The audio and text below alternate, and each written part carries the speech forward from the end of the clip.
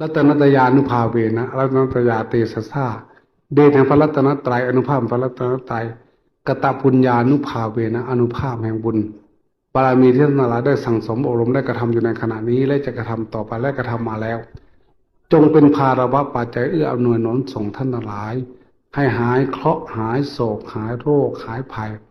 เจริญด้วยทรัพย์ยศไมตรีจิตมิตรภาพความรักอันอบอุ่นในครอบครัวในสังคมในสายงาน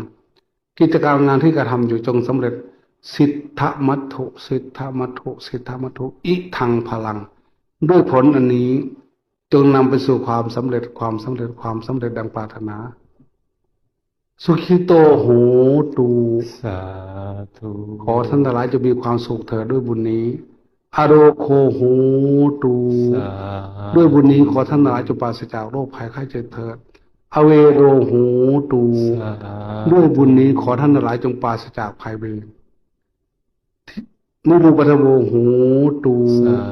ธุด้วยบุญอันนี้ขอท่านจงปลอดภัยจากอุบัติเหตุจะเดินทางไปใกล้ไปไกลไปเหนือไปใต้จงจะได้พบอุบัติเหตุเพศภัยเถิดกาลคตาจัสสะอัฏฐาปริปุณาโหตู สาธุด้วยบุญนี้ยามคับขันจำเป็นยามทุกข์ยากอยู่ณที่สาภาพขอบฟ้าแผ่นดินใดก็ตามจงมีคนมาช่วยเหลือท่านยามยากทันการทางเวลาถ้าไม่มีใครมาช่วยทันทางตามใจทันตามเวลาจงถูกเลขถูกหวยเอาเองเถิดสาธุอิชิตังปฏิตังตุมหังคิปะเมวัชมิจตุสัพเพปุเรนตุสังกปาจันโทปนรสโสยถามณีโชติรสโสยถาตพีติโยเวชันตุสัพพโรโค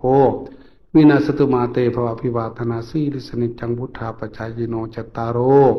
ธรรมาวันติอายุบโนสุขังพลังสาธุ